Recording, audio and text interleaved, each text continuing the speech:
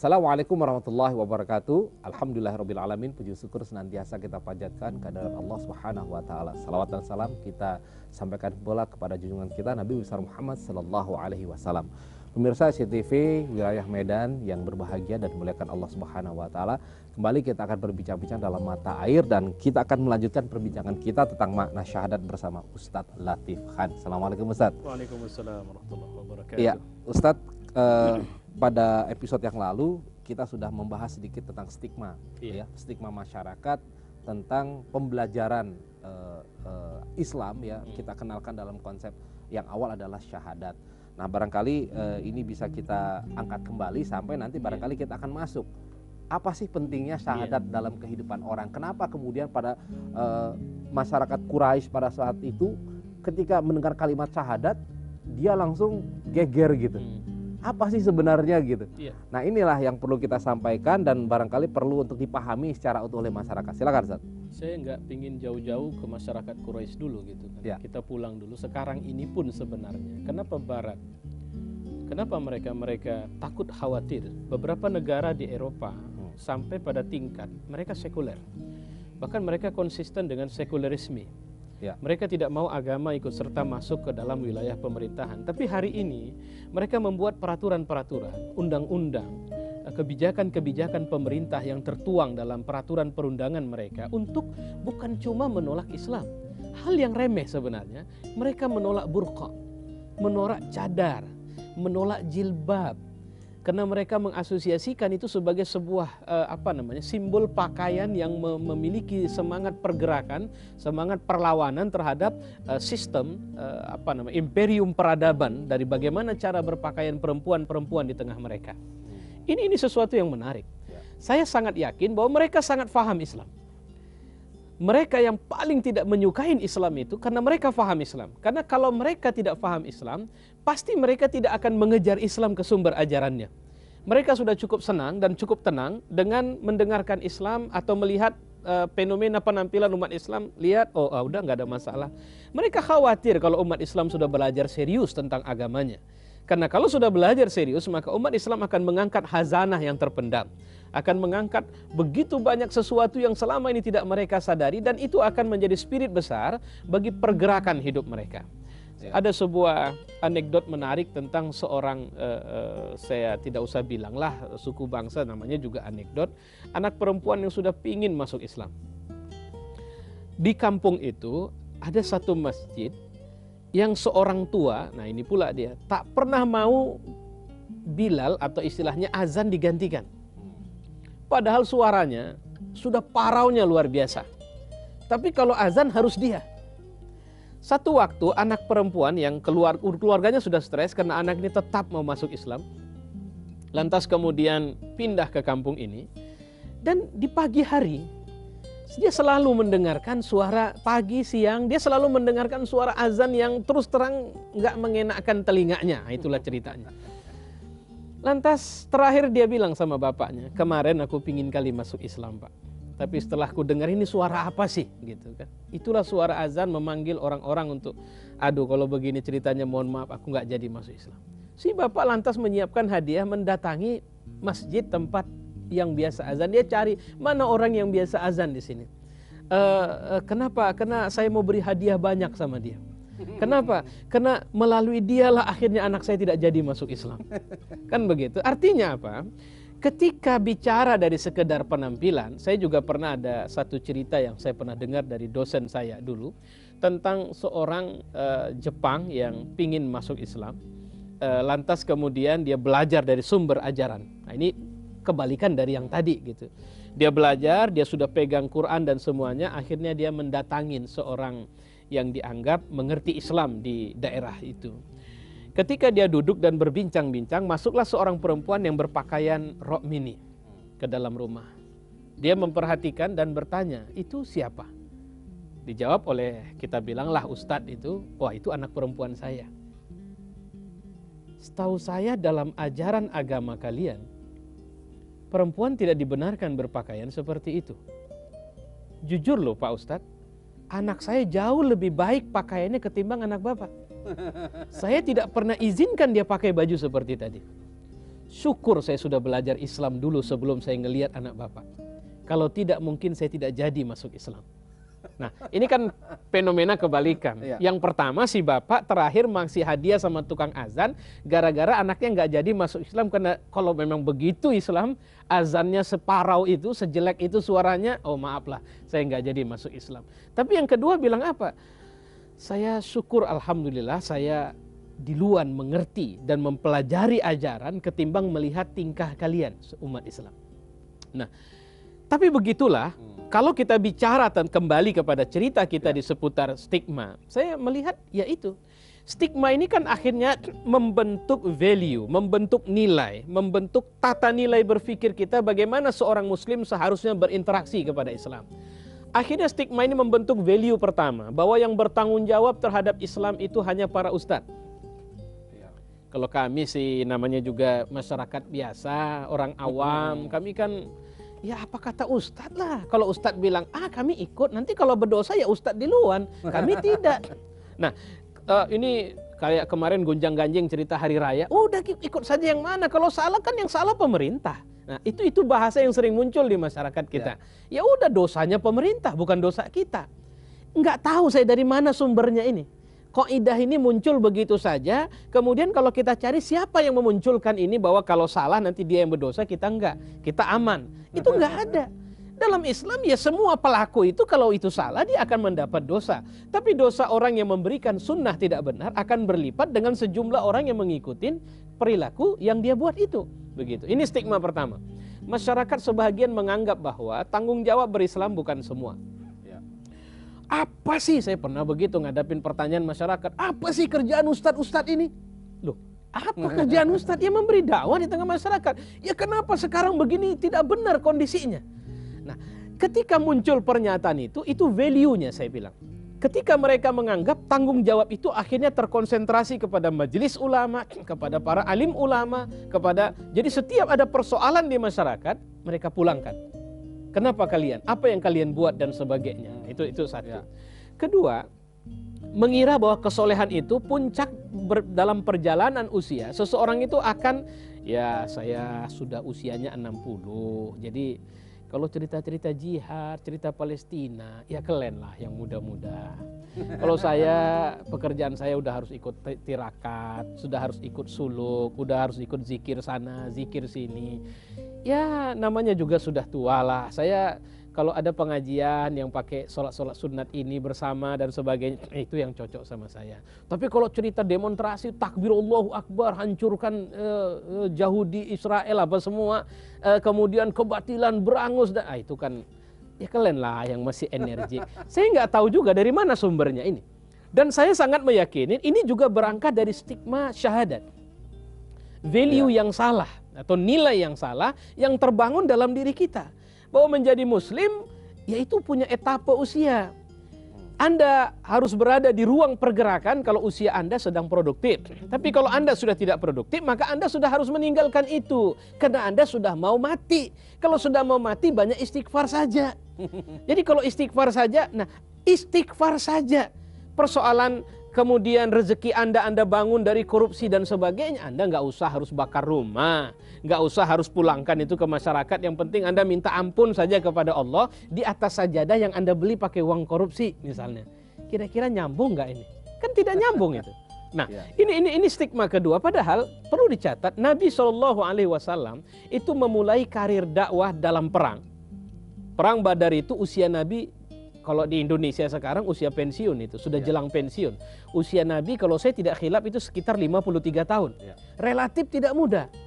Sudah berada pada usia yang sudah, kemudian dari 53 tahun menuju 63 tahun, itu ada sekitar 10 tahunan, itu adalah peristiwa-peristiwa pertempuran besar, Nabi ikut di dalamnya.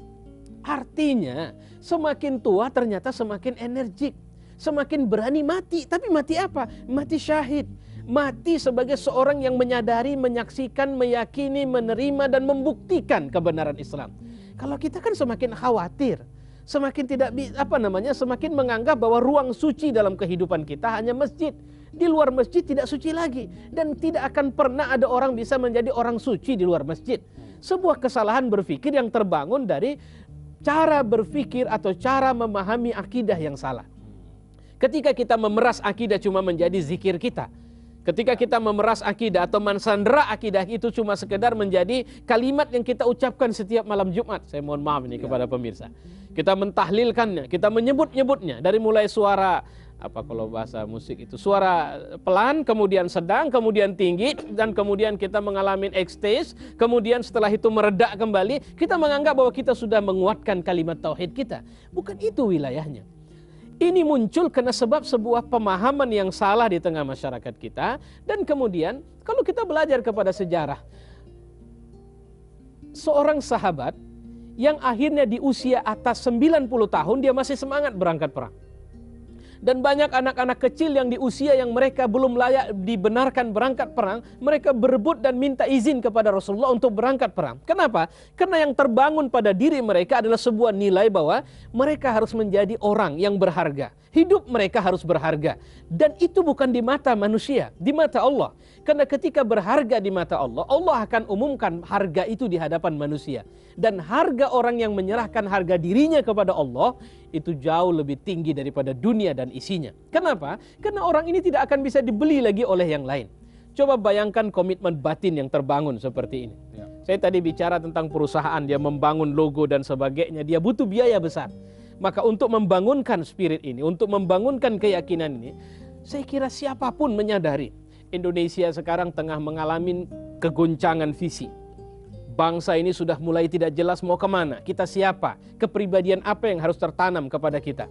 Maka kemudian pemerintah kita dan kemudian petinggi-petinggi republik ini mulai bingung nih, ini gimana caranya? Oh, kita kenalkan kembali 4 pilar penyangga bangsa ini, 4 pilar penyangga negara ini. Oke, turun ke lapangan, kampanyekan kepada masyarakat. Berhasilkah?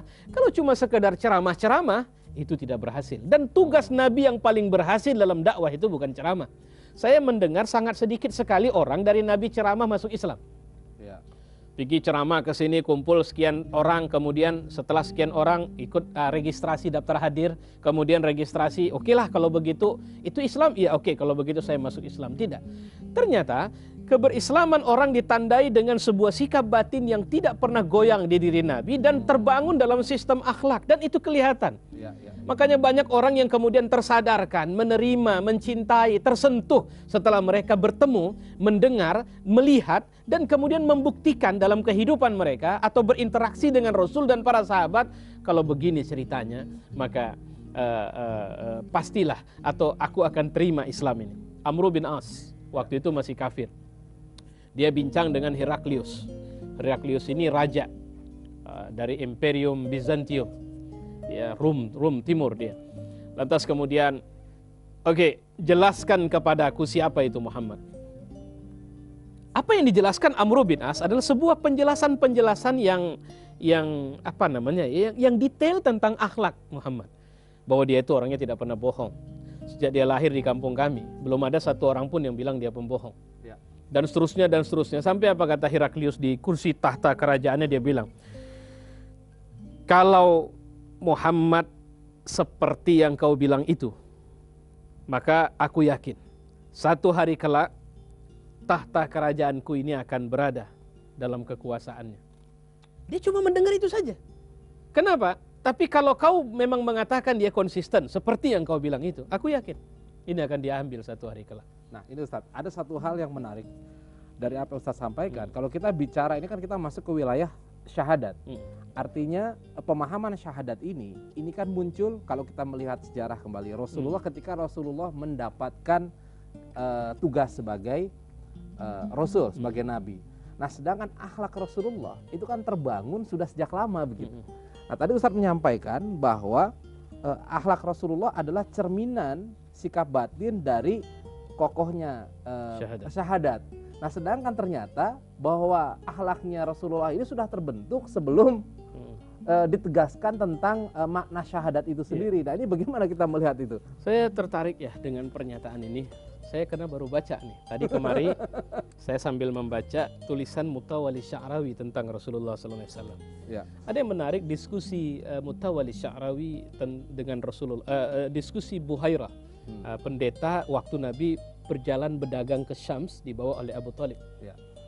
Jadi waktu itu dia sering melintas, para kafilah dagang dari Mekah ini sering melintas, tapi nggak pernah diundang makan. Satu hari dia lihat, oh, undang makan semua rombongan itu dan tidak boleh ada yang tidak ikut. Saya minta semuanya ikut, yang tua, yang muda, yang kecil, yang besar, yang bangsawan, yang budak harus ikut dalam jamuan makan malam saya. Semua hadir, tapi dia tidak melihat Nabi di situ. Karena dia udah lihat di luar itu. Pasti ada yang tertinggal nih. Lantas dibilang ada tuh anak muda masih 10 tahunan itu di luar sana. Panggil dia kemari, karena memang itu yang dibutuhkan dia, gitu kan? Dipanggil datang. Lantas setelah punya waktu berdua, dia mengatakan, sampaikan kepadaku demi Lata dan Uzza. Dia mau tes ini Nabi tentang beberapa hal. Nabi yang masih muda mengatakan, aku paling benci kau sebutkan demi Lata dan Uzza. Dia tersenyum. Kalau begitu sampaikan kepadaku demi Allah tentang dirimu. Baik, aku sampaikan. Nah, ini udah catatan pertama sama dia. Ini orang tidak. Kalimat Allah itu terungkap pada saat itu. Ya, kata-kata Allah kan memang dikenal. Makanya jadi kalimat Allah itu sendiri sudah populer di masyarakat Arab jahiliyah, sudah populer. Bukan muncul pada saat itu, Ustaz ya? Iya, tidak. Dia memang sudah populer itu. Makanya kata Allah itu adalah bahasa untuk menyebutkan Allah Rabbul Alamin. Makanya ketika ayat pertama turun kan dia Iqra bismi rabbik, bukan bismillah. Kenapa? Karena kalau bismillah nanti asosiasi orang banyak bahwa Allah itu boleh ada Tuhan selain Allah. Nah, itu nanti pelajarannya lain lah itu kan. Jadi ditanya beberapa hal, lantas kemudian akhirnya senyumlah Bukhairah, dia buka ini bahagian punggung yang cap kenabian memang sudah ada sejak lama. Lantas dia tanya, kamu datang kemari sama siapa? Tuh, panggil Abu Thalib. Ini siapamu? Ini anakku. Bohong kau, ini bukan anakmu. Ayah anak ini pasti sudah tidak ada. Iya benar, ayahnya adalah saudara kandungku. Dan dia sudah meninggal sejak bayi. Oke, kau bawa pulang ini anak. Kenapa? Karena kalau ini jumpa orang Yahudi, mereka akan bunuh ini anak. Kenapa? Anakmu akan jadi orang besar nanti. Dikasih clue-nya begitu aja. Iya, itu aja. Anakmu akan jadi orang besar nanti. Abu Thalib tentu takut karena dia juga sayang betul sama Nabi. Dan kemudian Nabi punya kepribadian menarik. Sejak anak-anak pernah, kalau bahasa kita sekarang di Medan, pernah Nabi itu gembala kambing sama-sama remaja. Lantas dia bilang dia mau minta temannya malam ada perayaan pesta pernikahan pakai kibotan. Lantas dia bilang, kamu bisa nggak jagain kambing saya? Saya pingin sekali-sekali nengok kibot itu. Jadi kibot pesta pernikahan gitu kan. Oke, kata temannya. Tapi yang terjadi ternyata Allah hindarkan dia. Dia tertidur sampai kemudian selesai acara pesta itu. Dan dia bilang, aku tidak pernah sekalipun menyembah, sekalipun tunduk kepada berhala, dan sekalipun mengucapkan namanya. Nah ini sesuatu. Dan ini akhlak yang sudah merupakan akhlak natural, yang memang diberikan Allah dengan bimbingan Allah kepada Nabi. Pertanyaan selanjutnya, pasca kenabian, Allah kan ingin Nabi menjadi model. Model siapa? Model manusia muslim. Allah ingin Nabi menjadi rujukan utama ketika manusia-manusia pengikutnya mengalami problem dalam keluarganya. Cek, kau akan temukan contoh ada sama dia. Dalam memimpin, cek, kau akan temukan. Apa Nabi tidak bicara ekonomi? Nabi bicara ekonomi. Bahkan ekonomi menyita begitu besar perhatian Islam. Kenapa? Karena sering ada pernyataan bagaimana kita bisa beribadah enak kalau hidup kita susah. Islam memberikan perhatian khusus. Bahkan Al-Quran ini dipenuhi dengan perbincangan itu. Bahkan ada satu ayat penuh. Satu halaman penuh cuma satu ayat saja. Dan itu bicara tentang ekonomi. Bicara tentang transaksi jual beli, hutang piutang dan semuanya. Jadi artinya akhlak yang kemudian dibangun Nabi pasca dia menjadi Nabi bukan akhlak natural yang orang lain juga punya. Kenapa saya bilang? Ketika dia tidak pernah berbohong saja, orang lain juga ada tidak pernah berbohong. Tapi ketika dia menjadi Nabi dan Rasul, tidak berbohong ini akhirnya menjadi sebuah nilai yang harus kemudian teraplikasi dan membangun sistem gerak kepada yang lain. Bahwa tidak berbohong ini harus menjadi sebuah kekuatan. Akhlak amanah bukan sekedar amanah. Banyak orang amanah.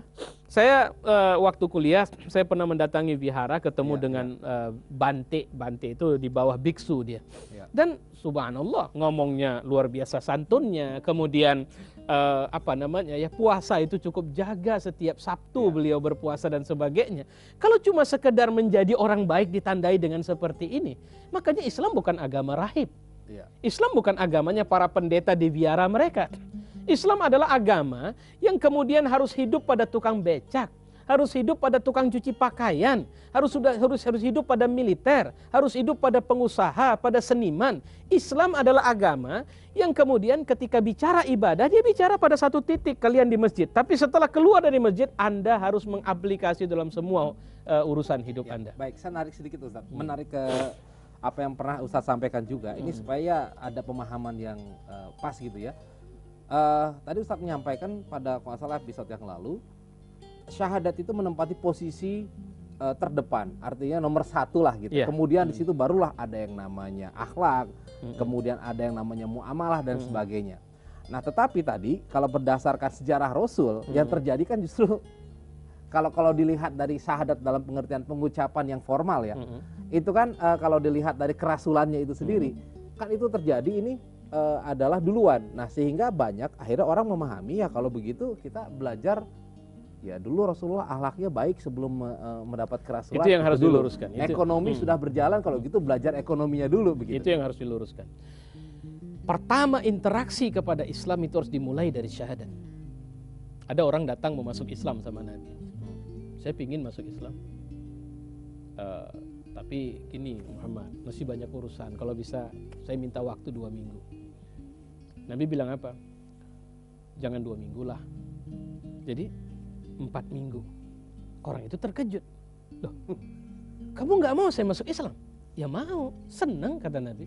Lantas, kok saya minta waktu 2 minggu kamu tambah jadi 4 minggu? Supaya kamu total.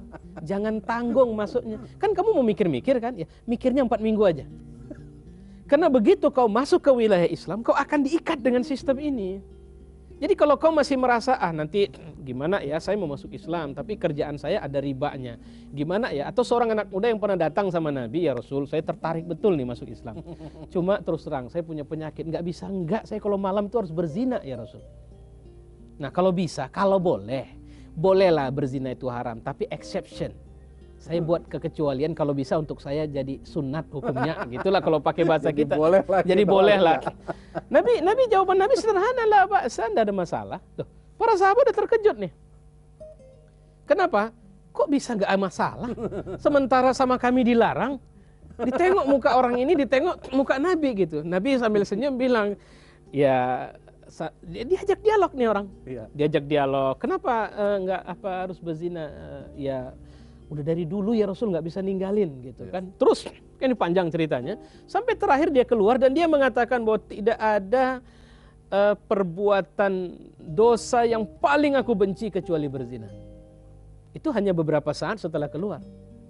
Nah itu kepada sahabat Nabi bilang, coba kalau ku bilang haram, kira-kira dia mau datang balik nggak, mau terima Islam nggak?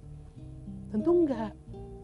Coba kalau ku izinkan kalian menebas leher dia, otomatis dia berhenti dan tidak punya kesempatan untuk bisa menerima pelajaran Islam lebih baik lagi. Nah aku bilang nggak apa-apa, bukan nggak apa-apa dia boleh berzina, bukan. Tapi ungkapan perasaan dia itulah yang kemudian aku sambut dengan mengajak, gimana menurutmu jika istrimu, jika anak perempuanmu, jika nenekmu, jika emakmu dizinahi orang lain? Apa kau kira perempuan yang kau zinahi tidak punya suami? Tidak punya tidak punya saudara laki-laki, tidak punya ayah, tidak punya atuk. Yang kemudian kalau kau berzina dengannya, apa perasaan atuknya, apa perasaan suaminya, apa perasaan saudara laki-lakinya? Dia juga punya saudara laki-laki yang sama sepertimu. Nah, terakhir ketika diberikan perbandingan ini, maka dia tidak berdaya. Nah ini yang kemudian cara berislam itu pemahamannya yang dibangun. Kalau kau masih tanggung, bukan ya tidak seperti kebanyakan kita sekarang, begitu ada orang mau masuk Islam langsung, wah udah cepet. Ya kalau ngomong jangan sampai berubah pikiran. Iya, saya ada orang mau masuk Islam. Ini baru kejadian ya, ada orang Tionghoa ya mau masuk Islam, datang jumpain saya. Lantas saya bilang, saya coba cerita dulu kenapa kau mau masuk Islam. Lantas dia cerita panjang lebar, ada hubungan bahwa dia punya pacar. Nah sekarang saya bilang, mana pilihan? Pacarmu melepaskanmu atau kau tetap akan terus masuk Islam? Pilihan saya sudah yang kedua. Saya tetap masuk Islam walau saya nggak menikah sama dia. Walau saya tidak pacaran lagi sama dia gitu. Ya baik Ustadz, ini terpotong lagi. Sebenarnya lagi menanjak ini, tapi apa boleh buat? Kita harus ngerem dulu gitu. Nah, biarkanlah pemirsa juga penasaran ya. Artinya insya Allah minggu depan, atau kok minggu depan, artinya pada berikutnya kita akan berbincang lagi, membahas lagi tentang makna syahadat karena masih banyak hal yang perlu kita ungkapkan. Baik, terima kasih pemirsa, mudah-mudahan ini bisa menjadi semangat buat kita untuk penasaran nih, memahami lebih jauh lagi apa sih makna syahadat dan kemudian bagaimana kekuatannya dan kenapa ketika Rasulullah kemudian diangkat menjadi Rasul itu kemudian bukan menjadi ibadah individual tetapi justru dari situ berangkat bahwa apa yang dilakukan ini ada suatu semangat yang untuk juga menyampaikan kepada seluruh umat di dunia untuk sama-sama bisa menerapkan ataupun menghujamkan kalimat syahadat dalam diri kita masing-masing. Terima kasih atas perhatian Anda. Mohon maaf apabila ada hal-hal kurang berkenan. Wabillahi taufiq wal hidayah. Assalamualaikum warahmatullahi wabarakatuh. Waalaikumsalam warahmatullahi wabarakatuh.